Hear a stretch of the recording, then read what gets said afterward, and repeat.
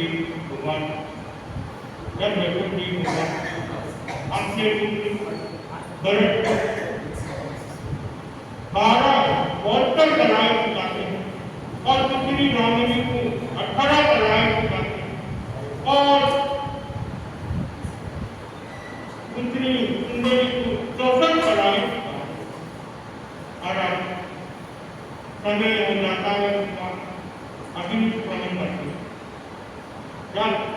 1 लाख वर्ष उनका आयु शेष होता है तो देवता प्रकट होंगे,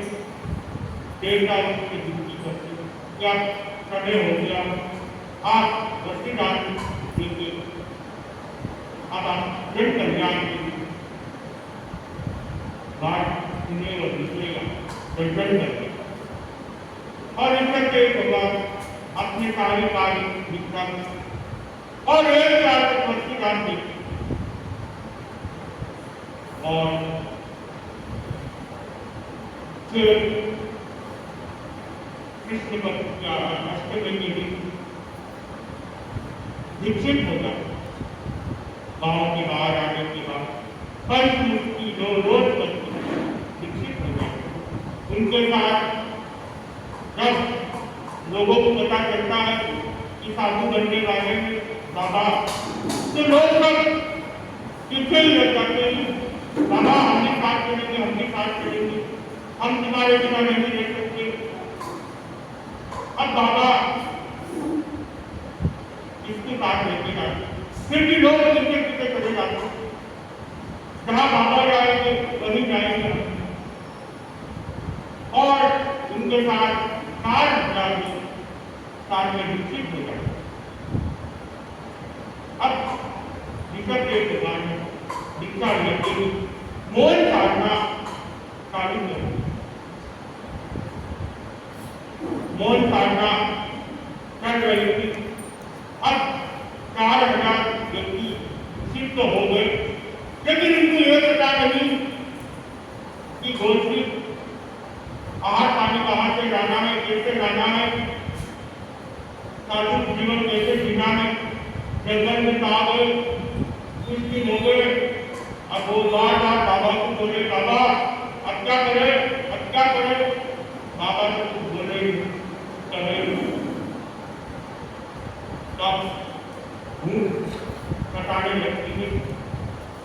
अब देखते हैं बाबा तो बोल नहीं रहे, तो कुछ लोग कंठ खाने लग जाते हैं, कुछ लोग जंगल में अपना विचरण करते हैं, कई फल खाने लग जाते हैं, कुछ लोग वापस घर से चले जाते हैं। ऐसे करके सब निकल जाते हैं।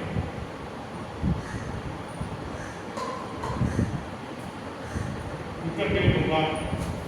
गोष्ठी के लिए बताते गाँव नगर में उस जमाने में जंगलों में रहते और गोष्ठी के लिए नगर में आना पड़ता था, शहर में आना पड़ता था। और भी नगर में आते हैं, देखते हैं सबके भगवान बता रहे हैं तो सब लोग हाथी घोड़ा सोना चांदी हीरा मोती सब भेंट करते हैं, लेकिन अन्य कोई भेंट नहीं करता। तो राजा है, राजा रहे होते हैं, इनकी तो इनकी सोच इतनी नहीं थी, अन्न की जरूरत है, तो सब सोना चांदी हाथी घोड़ा जो जो उनसे हो सकता था सब लेके आके भेंट करते और लोग करते हैं। वापस एक व्यक्ति सोचता है, देखो हमारे राजा जंगल में घूमते हैं, तो वो सोने के चक्कर बना देता है और वो अगले दिन भगवान को सोने के चक्कर भेज देता है। बोलता है, प्रभु आप तो जंगल में घूमते हो, आप एक रहे हो। भगवान वहां से भी वापस बोल जाते हैं। अब भगवान का रोग का क्रम हो जाता है, आना गोष्ठी के लिए जब बाहर नहीं दिखता है वापस रोज घूमते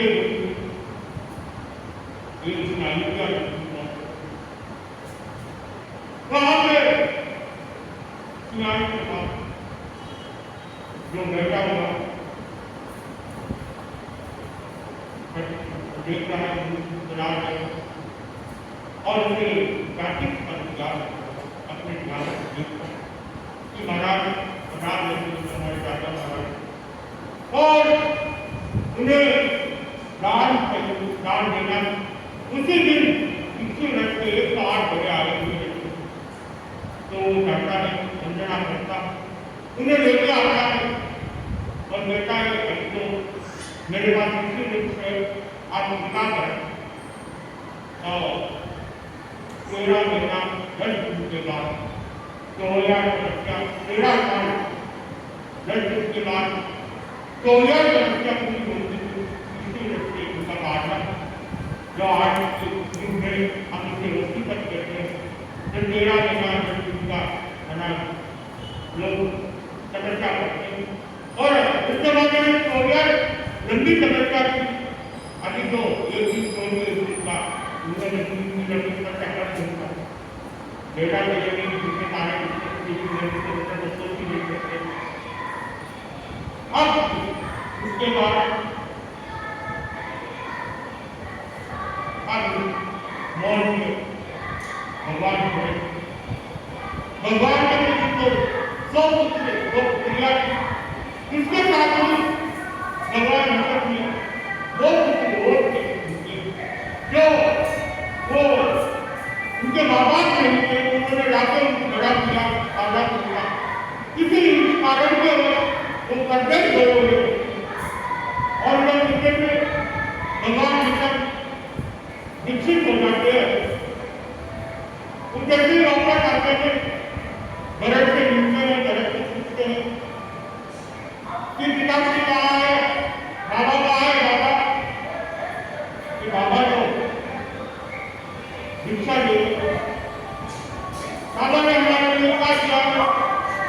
किसको दिया होगा बाबा ने किसको कहा होगा हमारे लिए तो बाबा ने तो कुछ नहीं कहा कुछ नहीं किया तुम्हें जो भी चाहिए ले दे तुमको हम मुझे देने वाले हम तो बाबा से ही देंगे जो भी लेना हम तुमसे नहीं देंगे बाबा से शादी बन गए उनके पास कुछ भी नहीं है मोल ताकत नहीं है तो नहीं हम तो बाबा के पास आएंगे वो भी मेरा बाबा से हमारे अब वो भी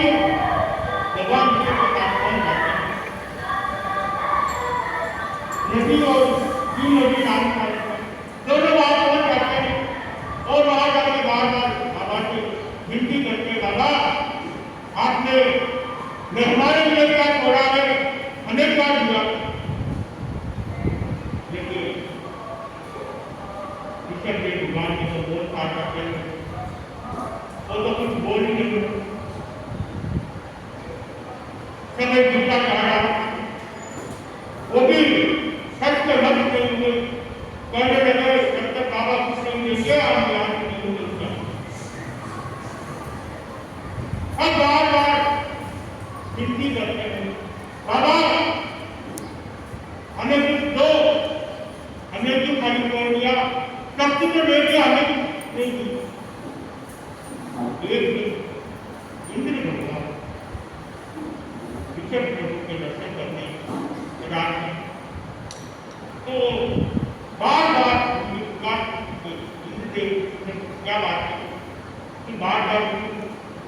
भगवान को पुकार है और भगवान के जो मन वो बोले कि वो पूरी घटना को जाते कि हम तो बाहर गए हुए थे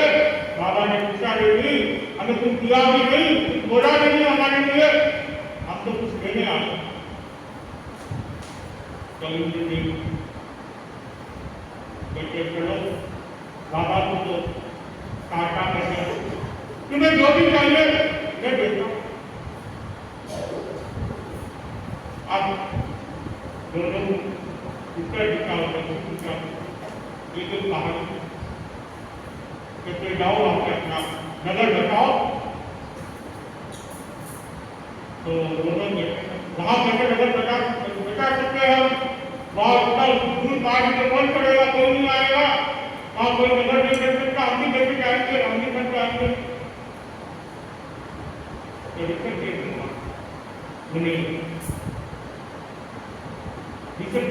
इंद्रदेव उन्हें विद्या देते और इस विद्या को कहते हैं, विद्याओं को सिद्ध कर लो, फिर तुम हवा की तरह पक्षी की तरह उड़ सकते हो और एक पल में कहा चाहे तो पहुंच जा सकते और तुम्हारा नगर भी बन जाएगा और तुम्हारा वहां अपने राज्य के राज कर सकते। अब वो विद्या में कर देते और दोनों अपनी अपनी जगह पे पहुंच जाते हैं। जैसे जगह पे पहुंचते वह अपने अपनी नगर बताना चालू कर देते हैं और धीरे धीरे एक अच्छा नगर बनता है। दोनों के आसपास 50-50 नगर गांव छोटे-छोटे गांव बन जाते हैं और वो भी वहां पे राजा बनते हैं।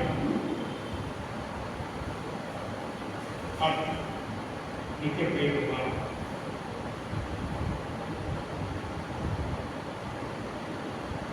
ब्राह्मण अपनी हिंसा की बात करते हुए भरत के साथ, तो भरत पहले तो मना कर सकता कि अधिहिंसा नहीं है, क्यों उस जमाने भाई बहन से शादियां होगी, तो भरत एक बात को मना कर देता, हिंसा नहीं है। जब मान देगा कि मृत्यु हो जाती, मोक्ष बना जाती, तो उसके घर में वो भी रह नहीं पाती, उसका मन करके नहीं लेता, वो बार बार इसे देख के चरणों में चली जाती और वहां पे जाके प्रार्थना अपनी लड़ा कर उस बात अपने भरत को बार बार मुझे दिखता नहीं। भरत ने कहा कि माता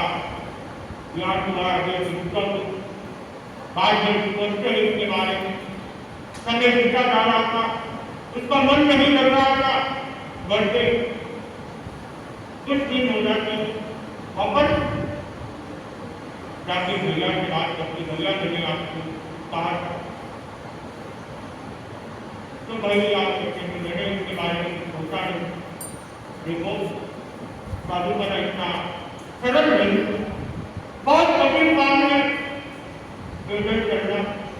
सर्दी गर्मी व्यवस्था सहन करना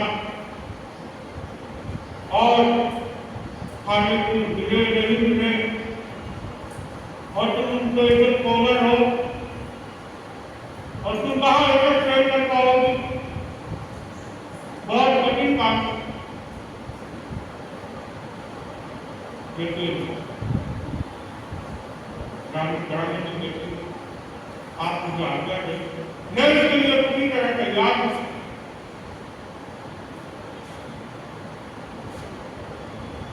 भरत कहता है देखो वापस एक बात सोच लो, ये कोई साधारण सी बात नहीं है, इच्छा नहीं, एक बार अच्छी तरह से चिंतन मंथन करो। मैंने अच्छी तरह से सोच लिया, चिंतन मंथन कर लिया, आपको आज्ञा करा।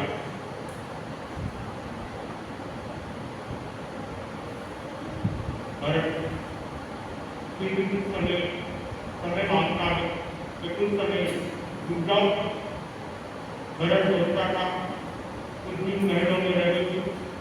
तो उसका मन परिवर्तन हो जाएगा और कुछ दिन बाद वापस भरत के पास पहुंचती, भरत से कहती आपको ये आज्ञा लेने की बात है, इसमें आपको भी पुण्य होगा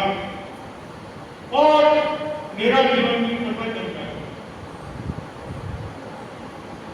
अब भरत संस्था में चलो ये उसका मन पक्का है, यह जिम्मेवारी है और वो भी 500 युगों के साथ भगवान के पास ठीक होगा। भरत चक्रवर्ती बनने वाला और वो युद्ध के लिए 7,000 वर्ष के लिए युद्ध के लिए निकल जाता। जाने से पहले सुंदरी को बोल के जाता जो उसकी बहन कि मैं तुमसे शादी करना चाहता हूँ, लेकिन सुंदरी ने मेरे से मन में अपन धर्म में रहने का संकल्प किया हुआ रहता। क्या भरत को हाँ भी नहीं कर सकती, मना भी नहीं कर सकती, क्योंकि भरत का बहुत सम्मान करती थी और मना करने की उसकी हिम्मत नहीं।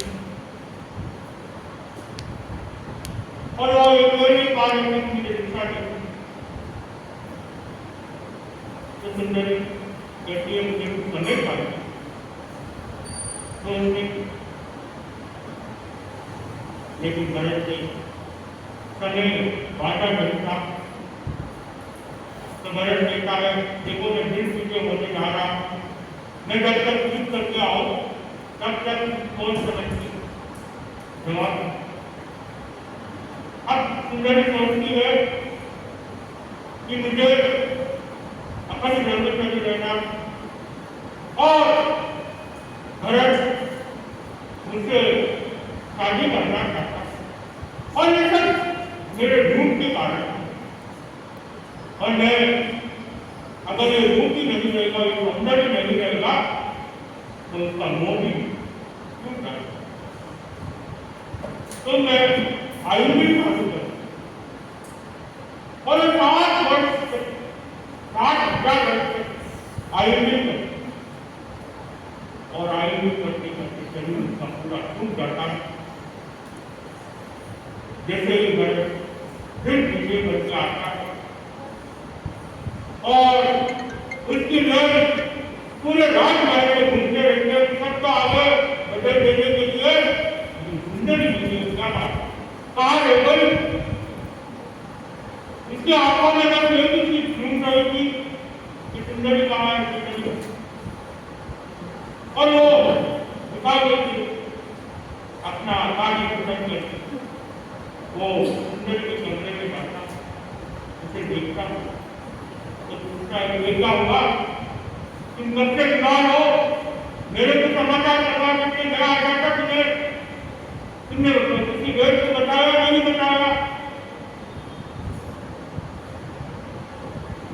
तो सुंदरी कहती मुझे कोई बीमारी नहीं, मैंने तो जान बूझ के मेरा शरीर कमजोर करा, मैंने जब से तुम गए हो तब से मैंने आयुर्वेद की तपस्या कर रही हूँ। 7,000 मेरा आयुर्वेद और मैं चाहती हूँ बहन की तरह मैं भी खुशी होना चाहती हूँ, मैं इस संसार के जीवन भर मुक्त होना चाहती हूँ। ये बात सुनी भरत की देती है बनती भरत का लग जाता, क्योंकि भरत तो उसके शादी के सपने देख रहा था, उससे शादी करना चाह रहा था, लेकिन ये तो एक ही बात करूंगी भरत कहता है क्योंकि हम उसके बारे में बात करेंगे, मुझे उसका मुझे ये देखिए बात निकल जाता। अब हम आगे कि कैसे भरत को मनाते हैं और आगे क्या क्या घटना घटती